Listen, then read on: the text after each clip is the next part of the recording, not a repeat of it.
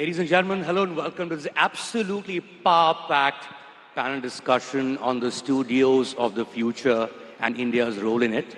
We could host an hour-long masterclass with each of these panelists on this subject itself.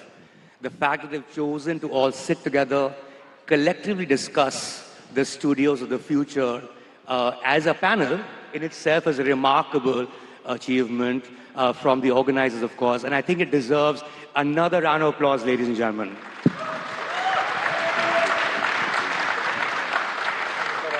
To give you a brief on what we're discussing, which is Indian cinema and film studios, it has an incredible history, isn't it?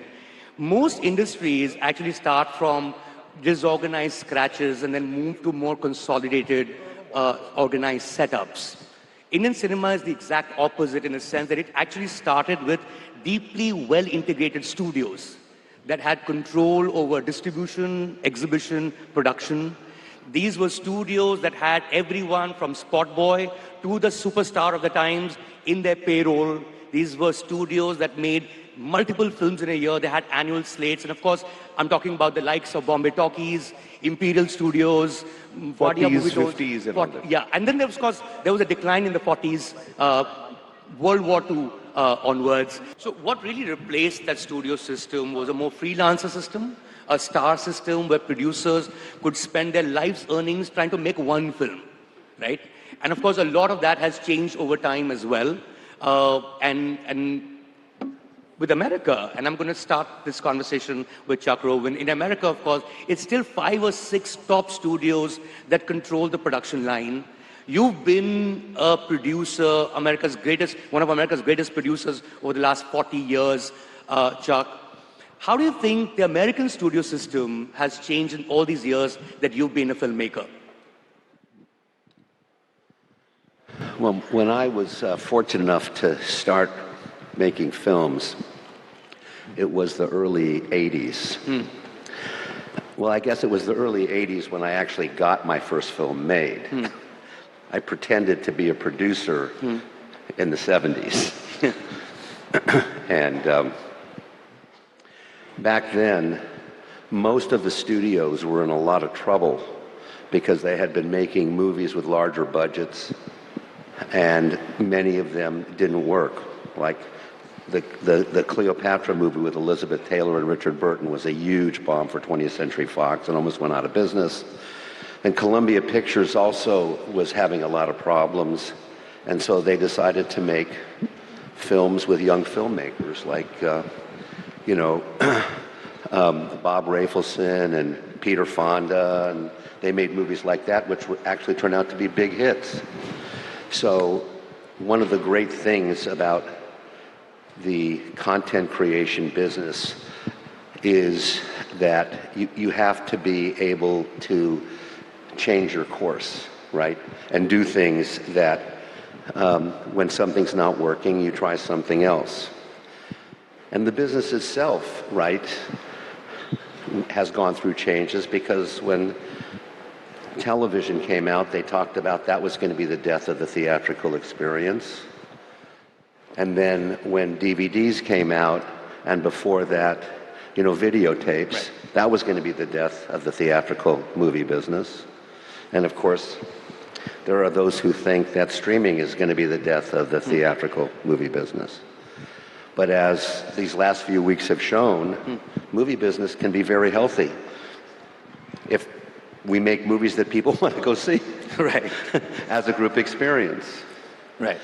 And I think what's really great as the world evolves with all kinds of creations, that we as filmmakers and producers and content creators have to also change with the times and do things that are going to enhance people's desire to not only stay at home and at the comfort of their own couch, but also realize that the group experience in a movie theater you can't duplicate. Right. So, Chuck, one of the reasons why I asked you this question also, and it's very relevant to India and India's entertainment scene and the topic at hand, is, when you look at your box office receipts over the years, it'll probably be above $10 billion, right? What percentage of that came from American viewers and what percentage came from outside America? And has that ratio, what's been the ratio like over the years where America became actually global cinema? Well, there's no question that when I started making films, the international box office was much less than the domestic box office, and I'll call the domestic box office the US and Canada, right? Because if you're releasing a movie in the US, you better be releasing it also in Canada. Back in the 80s, and I'm not saying this with any real knowledge, but the feeling was certainly over 50%, maybe even as high as 60% of the box office at that point in time was US or US and Canada. And I would say that's inverted now, right? But, there are movies that come out and, you find that 50% or more is still domestic. The first Wonder Woman, for example, even though it did over $800 million in worldwide box office, the box office was more 50-50 than 60 or 65-35. Right. But as a general rule, it's now somewhere between 60 It's an inverted situation. And, one of the things that people have always said why American cinema, or Hollywood as it were, manages those economies of scale is because they make movies for the world. Whereas Indian cinema, for, however big it gets, it's still Indian audiences mostly and Indian diaspora across the world. Has that changed a little bit in terms of numbers? I'm coming to you, Dinesh, in the sense that when you look at numbers pre-pandemic and post-pandemic, I'll take your example of your own film, say Stree. Stree would do, and you would know the numbers best obviously, but it would be say about 180 to 200 crore. But when you make a Stree 2, it crosses 800 crore. It's the same film in a sense, the same franchise, but it's 4 times post-pandemic. Likewise with Chhaava, if I'm not mistaken, that was also hitting about 800 crore plus, something that we hadn't seen before. It wasn't common. Does that allow you as a producer an economy of scale where you can actually up your budget? Of course, there's risk, but there's risk in everything. So I think I'll divide your question into 2 parts. If you look at what Chuck was saying about American films, they have spent time and effort to build an international market. It requires focusing on it. I'm talking about beyond Indians, and it requires money. So we'll need to do that. We don't have that organized. Like everyone says, content is king, but a very wise man told me distribution is God. So I don't think our films reach there, for which we'll have to work on it. Yeah. The second part is the content of it. Yes. I think we're in a very interesting space. I think any example that you take of content from a region breaking out in the world first explodes in that region. I think post-pandemic, we're finally getting our act together. We are understanding that stories need to be made for the common man. You take the example of Stree and Chhaava. I don't think cities come to the theater on Friday, Saturday, Sunday. I'm talking about main cities. Really? I think they wait till, all of us here wait to know for sure it's good because it's expensive. It requires time and become later. So people in smaller towns are coming in, and in the last 10 years, we are not aspirational to the West. We want stories about ourselves. And we are the only country that has such a rich culture. But we as filmmakers somewhere stopped looking. I think Stree and Chhaava are examples of stories in our own culture, as local as it gets, and they've exploded. The second step, when films do that kind of business in your own market, is you have the capital to expand. So we are attempting to make, Mahavatar, which is probably the largest film we've ever made, and we want to make it, there is the technology available to make a world-class film. Right. And because the films have worked, you are willing to take that risk. Right. But then again, we'll have to work on the distribution. Absolutely. I think another thing that can help us go international is if collaboration. So just to throw it out there, if in the pre-climax of Stree, for 5 minutes you had Spider-Man, you're going to explode. But is that possible? But every big brand is collaborating. Everybody wants India. So if there is a swap like that, we can go international and they get our indigenous market. So I think it's right there. Hopefully in the next 2 years, we're going to really push it to, change that ratio, because our ratios, except a few examples, are 80-20. So to go there, we'll need to push quality, and we'll need to make our content go global through distribution. Right, right. Would the same thing apply, Namit, to technology? Because one of the things that people have always said over the years is that the American tentpole looks the way it does is because it has that kind of, global power to sort of power through that kind of investment in technology. Our VFX is not the same level as them because our number of audiences is not the same. Would it apply the same? I know you tried that with Brahmastra as well. You put in the best that you can in terms of the way it looked, VFX-wise. But is that something that would be easier to do when those numbers are much bigger, even if it's domestic market first? I think technology is ultimately a tool in the hands of the filmmaker. And it comes back to, as Chuck and Dinu are saying, about the vision. What is the film that you want to make? What's the story you want to tell? And the greater the vision, the greater the aspiration, that's where technology comes in to really connect that to the world. Right. The point of what we are all doing with leveraging tech is to make sure that we give people that experience when they come to the cinema. Right. To experience a story, to experience something that is only beyond imagination. That's Right. the power of being in the movie business. Right. And the more we leverage that, I think the more... Right, because there was a point where our VFX looked so substandard, but even in the smallest towns, they're exposed to the best in the world in any case. They watch the same Hollywood movies that all of us do. But when you see a Bahubali, it looks world-class in its own way. Is that something that's possible? Because Bahubali can bring those numbers as well.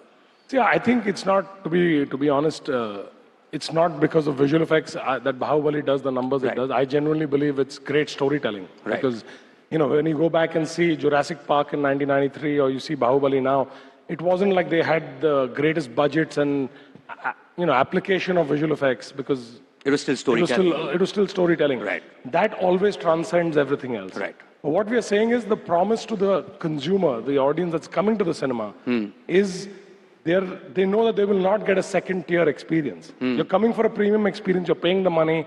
You're giving your time. You want to make sure that you're going to get the absolute best that's possible. Right. So when we get, I'll give an example of a film like Interstellar that we, not just won an Oscar for doing the best visual effects, but when a director like Christopher Nolan imagines that I'm going to show you something that there is no visual reference of in the world, like what happens to light when it travels through a black hole or wormhole does not exist even in scientific journals. So that's when, as a company, as people who created the art form of that experience, we were actually able to show science how this can transcend, storytelling can actually help science in that sense. And that's where, you're sort of creating something that you've never seen before. And that to me is the power of what technology can do. Right. If you can dream it, you can make it. And if you go with that view, then the promise to the consumer is that come in and watch it on the biggest screen in the greatest way that we intend to show it. And then they're coming in hordes and coming back again right. for more. Because that's a part that I think we're losing in our industry, that we've not been servicing that part of the aspiration of why we go to the movies. And that sort of is where technology can, be really helpful in bringing those Like stories not to life. technology for technology's sake is what you're saying. No, because ultimately nobody wants a tech demonstration. Right, right. Nobody's interested in coming to a 100-foot screen to see how cool tech is. Right. I don't think that's what consumers care about. Right. We'll come back to the studios now. Sorry, I just want to make one Yes, more point. please. So while we talk about that, but there's also tech that's involved in, let's say now, bringing, digital actors to life. There's, being AI. able to, AI is really leading the way in how you can bring, actors of yesteryears, people who've gone away, actors of today. Like we can today make Amir be 25 forever. Amir is 25 forever. I What are am you talking 25 forever. What are you talking about? I thought you just celebrated your birthday a few weeks ago. So, but the point being that that sort of is the opportunity that you now have. That you can bring that's the fidelity of storytelling and technology that is available. And the same applies to how technology is used in distribution. Tell them what you showed me in LA. Yeah, so so we did a film called Here, which is Tom Hanks, who everybody knows is close to 70, and we brought him back to his screen age of 25 when he was a very young man. And I think if you see the visuals and the quality of what's been achieved, is absolutely unprecedented. So the idea of now keeping someone like that, who's a great talent, in his form of what his fans would love to see and experience is a reality today. So you can use technologies like that to, I believe, do that for the very vast and very rich talent that we have in our country that have tremendous fan following. I mean, of course, there was The Irishman where they used technology to make Al Pacino much younger in his younger years. They used the same thing with Robert De Niro, but which is very different. That is much more, like, I would say that's not AI enabled. That's No, not actually at all. much. Yes. Now what we are saying is that the power of the technology is that what we create is AI is actually helping train what we call the models of on which you base your technology on by the actors themselves. So if we make a AI version of Tom Hanks, it's actually made of him. We're not doing an artistic representation of him. Right. So we're actually training the technology on what Tom Hanks was and is, and from his expressions to his features, everything is being built on his own data. And that is, to me, the real game changer in how AI can really help make it authentic for the future. I mean, You also demonstrated how it happens real time. Yeah. So I can be made to look like somebody else live. And that, I didn't want to take over this time in the tech conversation, but yeah, since Amir saw that in detail, so we actually can have, and when I talk about actors that aren't alive anymore, as an example, you can actually have a stand-in actor and have, a digital version of them being put on while you're filming in real time and actually be able to film it like you would film a normal movie. right. I mean, just a few years back, making Irishman was so expensive that Scorsese had to go to Netflix, and Netflix decided to fund it because theatrical model would not allow it. And which brings me to the other conversation about studios. I mean, we talk about the traditional studios as we always have, but the fact is 2016 onwards, we've had new kind of studios that finance, distribute, exhibit, and of course produce films for their own platforms, and those are the OTT platforms in India since 2016. Lots of Indian content creators or producers, as you would call them, have really taken on well to Netflix's and the Amazon Prime Videos and the Jio Hotstars of the world. One of them is obviously sitting here, Dinesh Vijan. You completely changed the model in a certain sense where you took on, I think Inside Edge would have been the first web series, as it were, to come out of India for Amazon Prime Video. You did Mirzapur. You were a theatrical production company, and then you became, in a way, a producer for the Amazons and the Netflix of the world. Was that a game changer for you as a filmmaker, Ritesh? Hi, good morning, everybody. I think, what it did is, it did not change our drive for making films for cinema. That is still there. And if you ask me even now, I would only want to make movies for a theatrical experience. But what it gave you an opportunity which the streaming platform gave you is to tell different kind of content, right? You had an audience there which was not watching broadcast TV, but was consuming content from around the world. So you go out there and you could tell stories. I mean, that gave a birth to a lot of new talent behind the cameras, right? Writers' rooms started being set up. You had an opportunity for technical crew to coming on board, which you would ideally not hire them for films, for any, there were various. So there's so much of opportunity created for it. But the main thing, which is whether you tell a story in a theater, the soul, which is the writing, the film, the story, right? I think that it gave you an opportunity of telling different kind of stories. You could have characters which didn't need to end in 90 minutes or 2 hours or 2.5 hours. Right. So the entire format is very different where series are concerned. Also, what I think is that there is some benefit. What they did is suddenly what Dinesh was talking earlier about distribution model. Now, today, people have discovered Indian content. Whether, like Amir says, sometimes it's by accident or whatever, at least they're aware. So today, if an Indian film goes outside the diaspora, they're aware of it. The Western audience is aware because your content is available now in 200 countries. Right. While they're flipping, they'll discover it. Right. Yeah, so I'm saying they're at least aware of, okay, there is... So even if you go out and try, I think today, if you go and distribute a film which is for theatrical viewing and it's outside your diaspora, there is an opportunity for you. Right. You know, Right. so I to think go that's- global, to go global, also I think RRR would be a great example of something that came on Netflix in the US. People saw it and then they wanted a theatrical release. And so then it went to theaters in the US, and then of course there was the Oscar story that happened. I'm coming to you, Ajay Bijli. You know, there is a saying that the multiplex industry in India is a one-man industry, and that one man is you.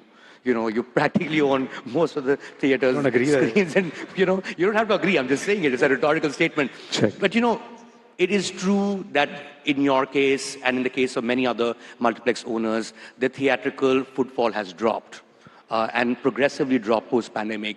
And the reason given is the OTT, right? Which is not very different from the reason given in the 1980s when VHS came and people stopped going to theaters. But except that those were single-screen theaters, we didn't know as much. Your stocks also dropped. You know, so it's a hard one for you. Tissue. Do you think OTT is responsible for what we're going through right now, and do you think it's a phase? I think I'm glad everybody's first. I need to talk about the advantages of OTT. Yes. And I think Ritesh said something that it's given artists, creative community a great platform to express themselves. Also, the content that got made, the films that got made, TV shows that got made, they get exposed to the whole world. Right. So I think even in India, when a lot of shootings were not happening during COVID, people were watching regional films. And when they came on the box office, when cinemas did open, suddenly they were doing well all over. So I think we have to also recognize that it's done a great thing for movie makers and creative community and the consumers, because even the threshold of storytelling has become very cutting edge now. And it's put filmmakers also on their toes that this is what the audiences want now. Right. You can't have a compromised, unengaging film now. It needs to be engaging because they've seen the best. So I think that's the advantage of OTT.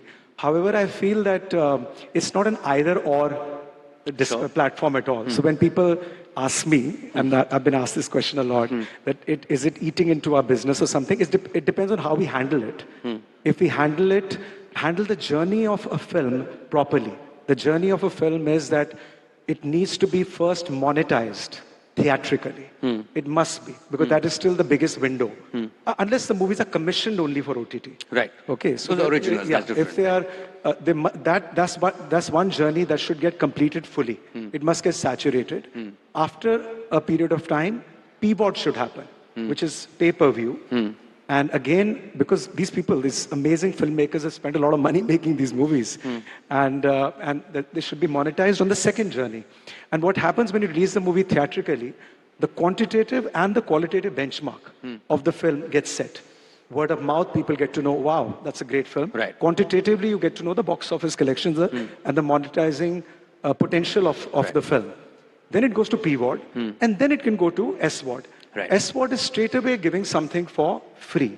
Right. I think, so that's how OTT has to be handled.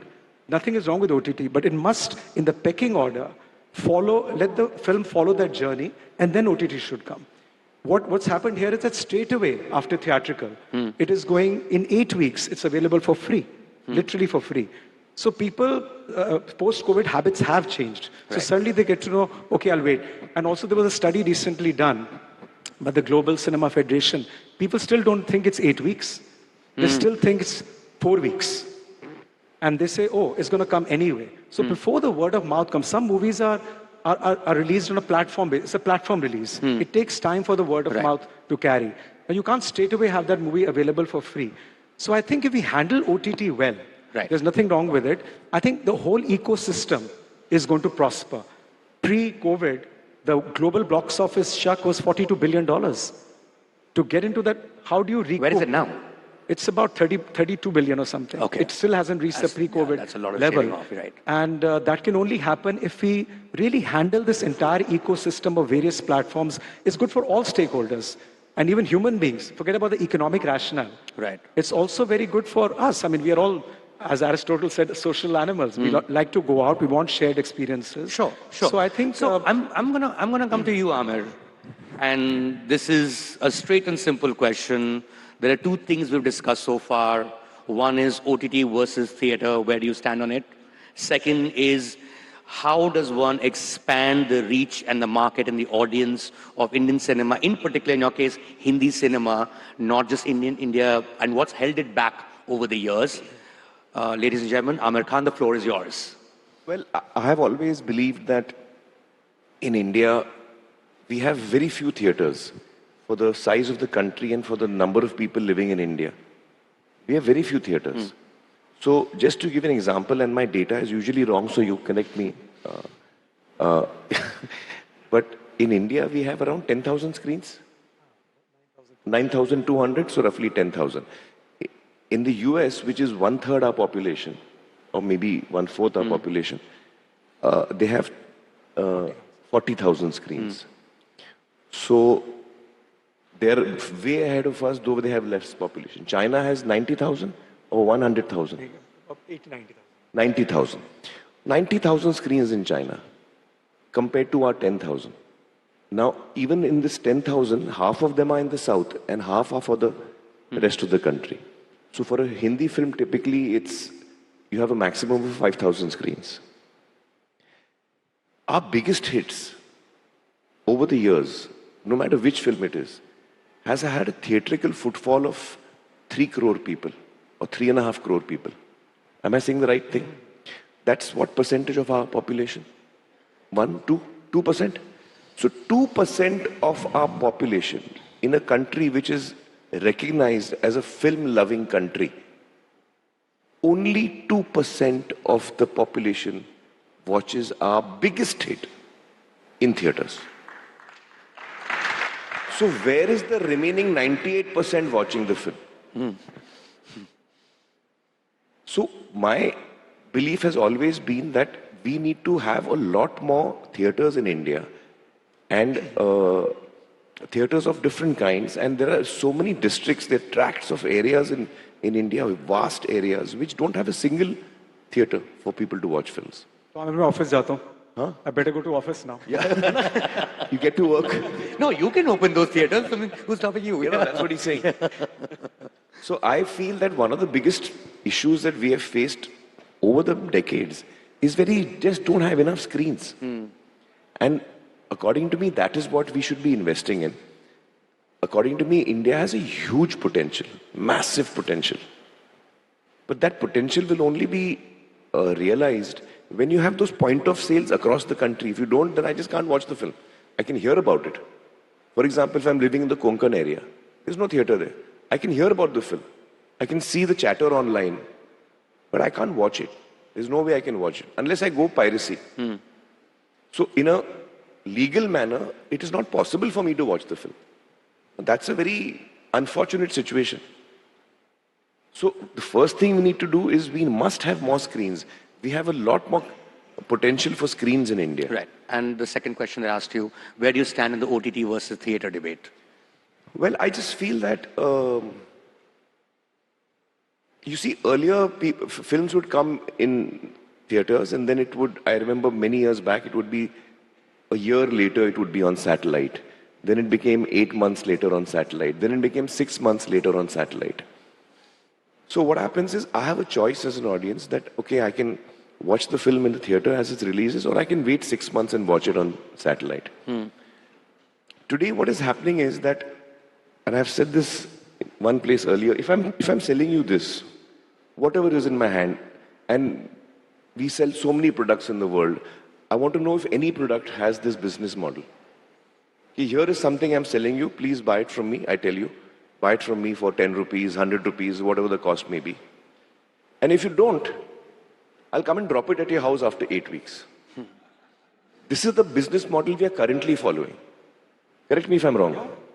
Because when a film is releasing, I know I can go to the theater and pay for it, or I can wait for it to come on OTT and I can watch it. I've already paid for it. So, if I have to be very honest to my audience when I'm marketing my film, I have to tell my audience that, guys, my film is releasing. But all those people who are on this particular subscription, on this particular OTT, they've already bought my film. They don't need to come to the theaters. The ones who are not in this OTT, please come and watch my film. This is my communication that I'll have to make in all honesty, which is a very awkward communication. So according to me, that window is too small. That between theatrical and OTT, you're killing your own business. If I tell you buy a Maruti car, and if you don't, I'll drop it at your house after 4 weeks. Why will you buy it?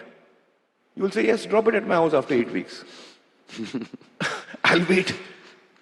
And in a price-sensitive country like India, this matters a big deal.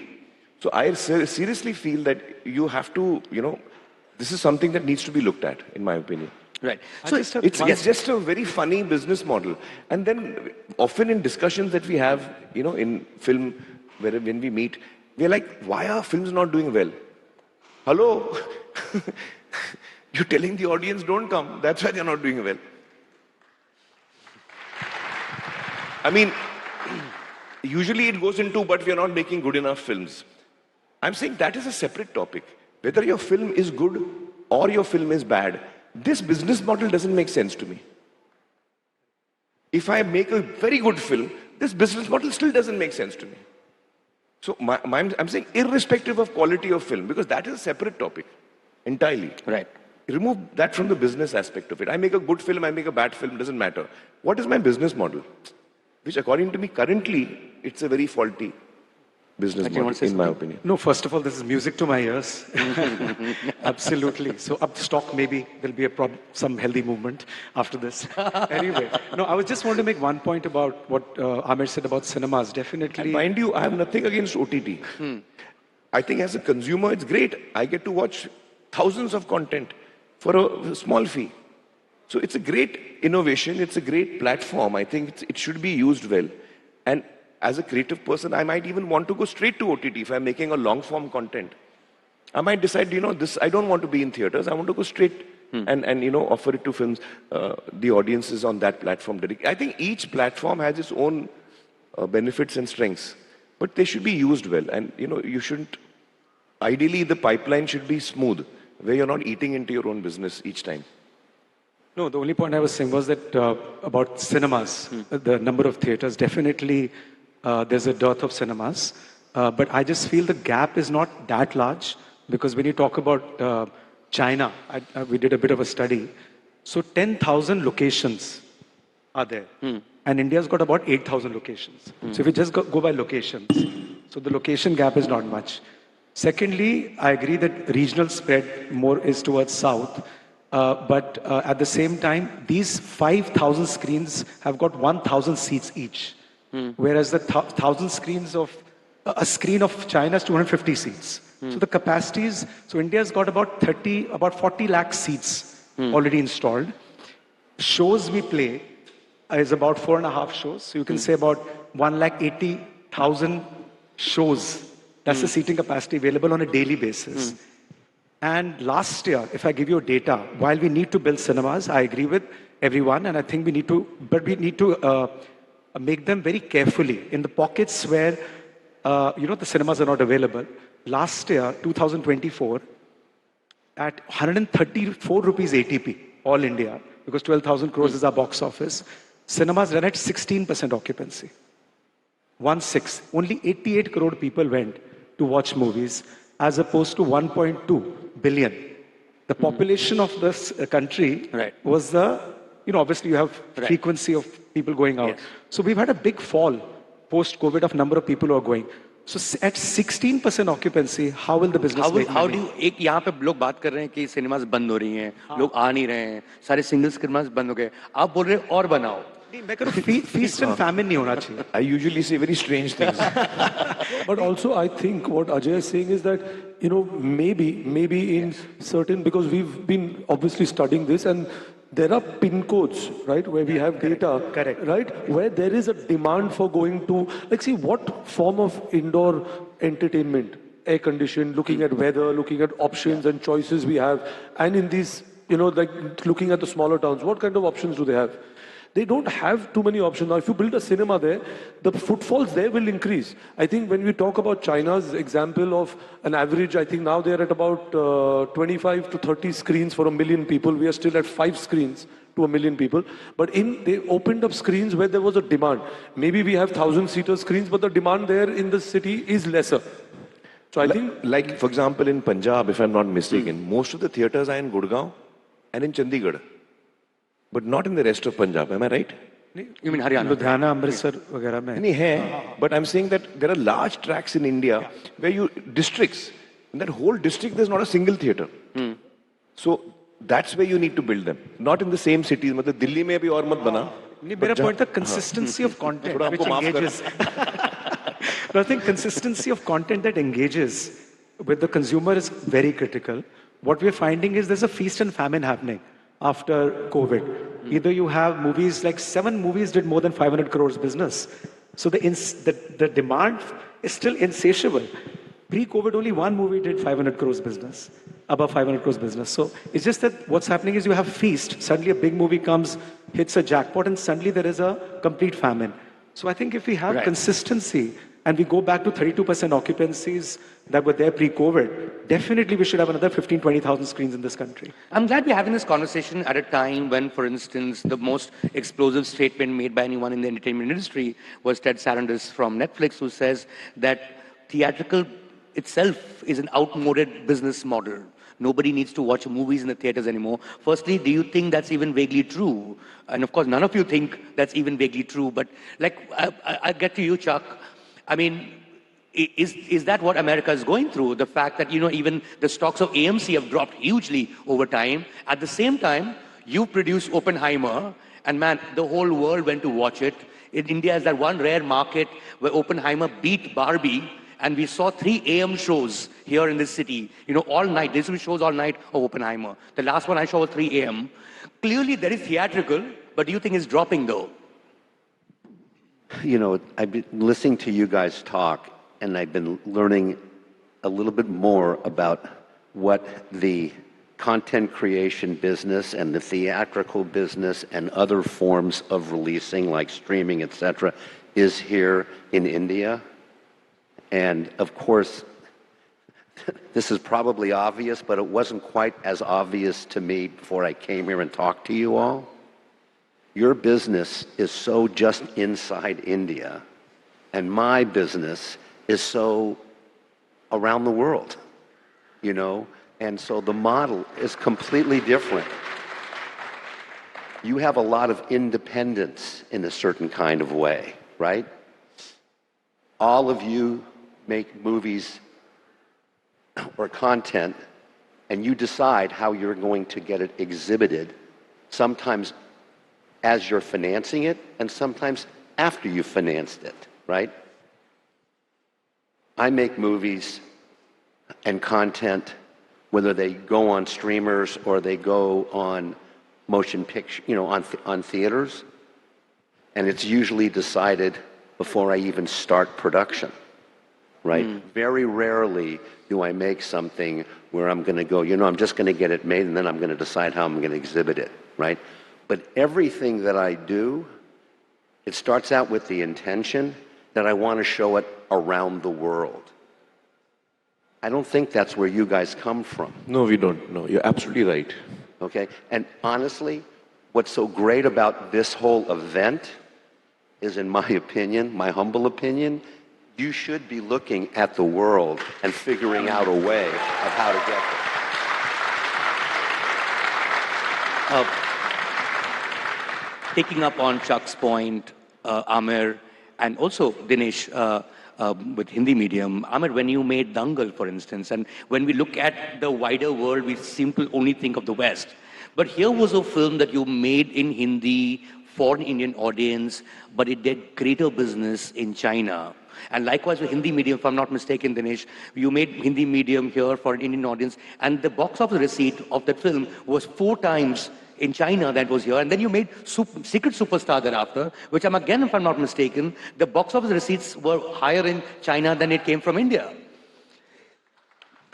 Is that something that you saw as going ahead as the model to follow, is not just India, but also China? No. Okay. I haven't followed that, because for me, making a film, the decision to make a film has very rarely connected to its distribution. It's the material that excites me, and then I want to make that. And so I don't think कि यार ये China में चलेगी, or this has potential in China, because with great difficulty I understand what's working in India. So what's working in China, I really don't have an idea. Yeah. But I think Chuck is so right. His observation that we as Indians, we make films for our own audience, and we don't even think of an international audience. Now, one of the reasons is that we have a large and healthy audience of our own, and in different languages for that matter, because India doesn't only make Hindi films; they make multiple languages, and each language has a very strong and vibrant audience. So I think for us, often as filmmakers over the decades, I feel my common sense tells me that because filmmakers were making films for their own audience, they didn't think of an audience outside of India. Also, when you're making a film for the world, then your manner of communication might have to change a little bit. The manner in which you communicate, not the story itself, because I feel the more local you are in your selection of content, the more global you are quite naturally. Because as an audience, when I'm watching a film from a different country, I get, quite mesmerized by discovering how people live there, what is their culture. It's exciting for me. So I think that the more honest you are with where you come from, you actually do end up traveling a lot more. But what happens is that we have not spent time, I think as Indian producers and filmmakers, we have not spent time in trying to create a distribution channel. If we invest our time and effort in trying to create a distribution channel for our films in different countries and different parts of the world, then I think that will start happening. Because we haven't bothered only. Really, we haven't bothered.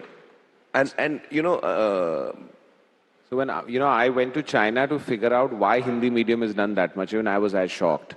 So just to tell you, the film is subtitled, it's not dubbed. So you had 4 times the collection of India and China, and when I went there, everyone kept telling me dongle, dongle. So I was wondering what they wanted a dongle. They call your film Dongle Dongle, and it's the most popular film and they kept going on. And so I understood why it did well. So China has a population issue, so they have a problem getting their kid into school. And Hindi medium addressed a point that if your English is not good, अगर आपकी भाषा साफ नहीं है तो बंदा बेकार हो जाता है. That's the same problem Chinese face. So I feel that there are enough themes, and because the whole world is going from developing to developed, if we find those stories and we build that distribution, our stories can travel. I'm very hopeful about that. No, for sure. I think, the stories that we have to tell. Now, for example, Lapata Ladies, it's a very loved film. Almost anyone who sees it all over the world loves it. But how do you get it to those people across the world? It's a small film. If you want to release it in the US in a strong manner, then you'll have to have that kind of distribution, that kind of P&A that you want to put behind it. How do you raise that for a small film? So what happens is that if we spend dedicated time and effort in creating that pipeline outside of India, then a lot of films can use that pipeline. Amir, do you think what Chuck was saying, that because we sell our digital rights in 8 weeks, and the kind of contracts we sign actually come in the way of theatrical releases. So somewhere a certain amount of structure of how we are releasing needs to come into the business for us to actually go international. No, actually we have to travel. See, if I need to know what's running in Italy or what the distribution system is there and how audiences react there, we have to spend some time there to understand what's happening. Otherwise, how will you create... Namit, you're trying to release Ramayana all across the world. How are you going to counter it? I think it's very pertinent what everybody's saying. I think from our standpoint, we are making a story that I believe is meant from India for the world. So to what you said, Amir, it is about being authentic, about our culture and about our characters and our stories. But we are garnishing it with the right mix of talent, technology, and the way we want to go about it is to really make it feel local to people in the world. Again, with the use of some technology, we're trying to make sure that we will be able to localize the film in languages with performance, which means that it should play in English with lip sync without subtitles or dubbed versions because It should be in English. it should be in English. In Spain, it should be in It Spanish, should be in Spanish. It should be in Japanese in Japan. which So now is possible because of technology. because of technology. So we're trying to make sure that we take our stories, maintain the authenticity of the characters and the world that we're talking about, but leverage that in a way that the rest of the world is not being challenged by the expression. Like that's why, if you think about it, it's only American films that travel to the world. It's not like we're all watching French and Japanese and other films because the language barrier to me has been a big challenge. While great content will transcend it, but in general, if you want to go en masse, it is a challenge. Language is a challenge. It is a challenge, and that happens in our Today own it's country. becoming less and less. But in our own country, if you think about it, until recently, Yeah. we watch very few films from the south that are working in the north. It's not like every other film everybody's going and watching in a Tamil Yeah. film in Hindi or vice versa. So we have to make that feel much more easy. Sorry, I'll just add. I think what we've been discussing is that Indian content, though it's so deeply rooted, right? And in terms of like, if it has to work in its origin country for it to be going out there and relating to people, because you have to stay true to your culture and layer the film accordingly. And we are also, most of our films the emotions are very heightened. In our films. But I think coming back to what you just said, what happened earlier, I think the change and the shift of distribution, like earlier in the 80s, North America used to be the biggest market and the international was lesser of the box office. Today, I think with language, yes, it's become, but it's also the distribution network, which is again what Amir said.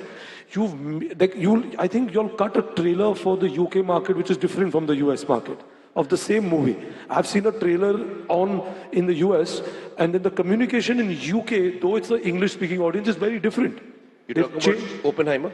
No, I'm talking of film. I've seen it. So there is a UK trailer and a Europe trailer compared to the North America trailer of the same film. Right. So I think the idea is language, yes, will definitely help, but how do you communicate that piece of information and the distribution? It's very important to create that awareness because the audience there in the West is going into the same AMC and Regal where an Indian film is playing, but they're just not aware of it. But they'll know of a French film, they'll know of an Italian film, they'll know of a Spanish film.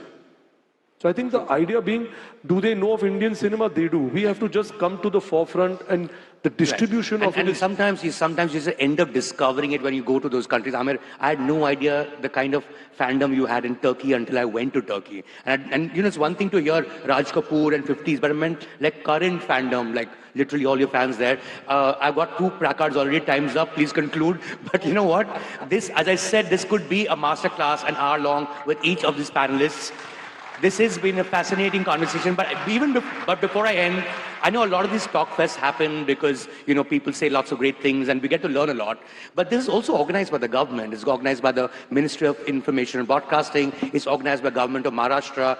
We're looking at the future, and anyone can take this particular last parting thought.